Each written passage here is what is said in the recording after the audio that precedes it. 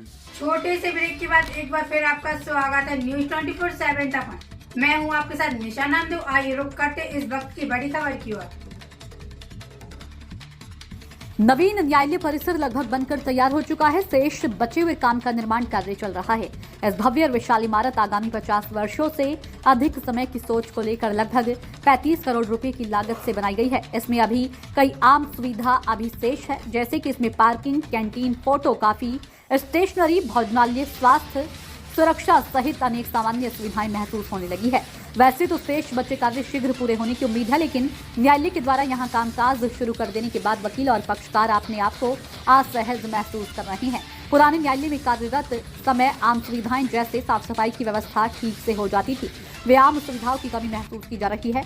यह न्यायालय परिसर लंबे समय के लिए काम आने वाला है, लेकिन न्यायालय नगर से दूर होने के कारण पक्षकारों, वकीलों और अन्य लोगों को आवागमन की दिक्कत का सामना करना पड़ रहा है। तो वहीं दूसरी तरफ जो ग्राम पंचायत का मार्ग है वह सीसी भी पूरी तरीके से क्षतिग्रस्त है। इन असुविधाओं को शीघ्र अतिशीघ्र हल करने की महती आवश्यकता है। देखिए न्यूज 24/7 तक के लिए गंजबासौदा से ओम प्रकाश चौरसिया की रिपोर्ट।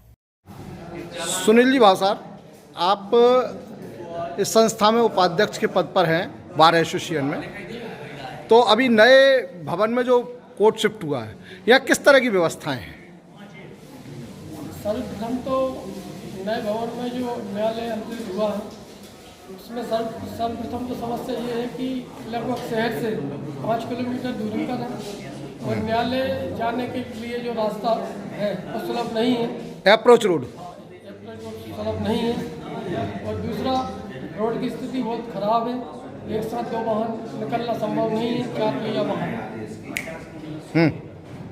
और दूसरा स्थिति ये कि ग्राम रजोदा के बाद अपन न्यायालय तक आते हैं तो वहाँ ऐसा कोई रोड नहीं जाता कि जो किसी मेन रोड को जोड़ता है। तो पक्षकार को एक जो है महंगा न्याय मिलने लगा है। सुविधाएं नहीं है, ऑटो की सुविधाएं नहीं है। व्यक्ति रेलवे स्टेशन से उतर कर यहाँ तक आने में काफ़ी कठिनाई का सामना करना पड़ता है पक्षकार। शहर के विभिन्न कोनों से भी आए तो ये जगह दूर पड़ती है। अच्छा, दूसरे इस भवन में अभी क्या क्या चाहते हो आप कि किस तरह की सुविधाएं और हों ताकि आप लोग ठीक से अपना काम कर सकें? भाई सर्वप्रथम तो अभी जो न्यायालय जो अंतरित किया गया है उसका कार्य अधूरा है।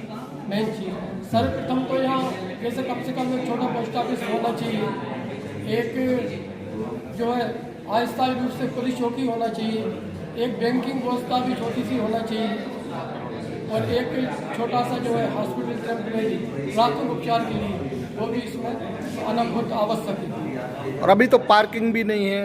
अभी पार्किंग की कोई व्यवस्था नहीं है। जहाँ पक्षकार आता है वहाँ अपनी गाड़ी खड़ी करके चला जाता है। पार्किंग की कोई व्यवस्था उपलब्ध नहीं है। और यहाँ तक मेरा विचार है कि अभी न्यायालय का कार्य पूर्ण नहीं हुआ है। लगभग 2028 तक न्यायालय का कार्य पूर्ण होगा। सचिन साहब, आप एक वरिष्ठ वकील हैं और चूंकि न्याय क्षेत्र में काम करने के लिए कौन कौन सी मूलभूत आवश्यकताओं की आवश्यकता पड़ती है जो यहाँ पर नहीं है, चाहे वो फोटोकॉपी मशीन की बात हो या दूसरी सुविधाएं हो, स्टेशनरी हो, इस तरह की यहाँ पे कोई व्यवस्था है क्या? यहाँ पे अभी फोटोकॉपी की कोई व्यवस्था नहीं है। व्यवस्था जो न्याय के लिए मूलभूत व्यवस्थाएं होती हैं वो ये होती हैं कि न्याय को सुलभ कैसे बनाया जाए।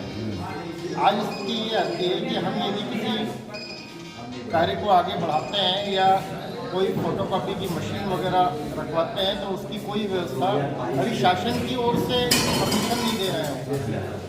जब तक शासन की ओर से परमिशन नहीं होगी जब तक यहाँ पे फोटोकॉपी कोई स्थापित नहीं हो पाई। पार्किंग के मामले में पार्किंग के मामले में ये है कि व्यवस्थित पार्किंग होना चाहिए, उसका कॉन्ट्रैक्ट होना चाहिए जिससे कि वाहन व्यवस्थित और सुरक्षित रहे।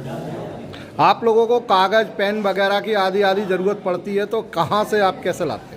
अभी तो ये स्थिति है कि जब हम लोग घर से निकलते हैं तो अपने ऑफिस से वो सारी चीज़ें कलेक्ट करके निकलते हैं, लेकिन जब अचानक किसी चीज़ की आवश्यकता होती है तो उसके लिए काफ़ी परेशानी होती है और किसी न किसी व्यक्ति को जो है शहर तक भेजना पड़ता है जिससे कि वो सारी चीज़ें उपलब्ध करा सकें। रास्ता भी आपका इतना सकरा और इतना ख़राब है, टूटा हुआ है कि यहाँ पर अगर आवश्यकता पड़ जाए तो फायर ब्रिगेड आने में भी या एम्बुलेंस आने के लिए भी रास्ता नहीं है। बिल्कुल, रास्ता बहुत ख़राब है। उसके लिए कई बार मांग भी कर चुके हैं कि रास्ता सुलभ और चौड़ा होना चाहिए।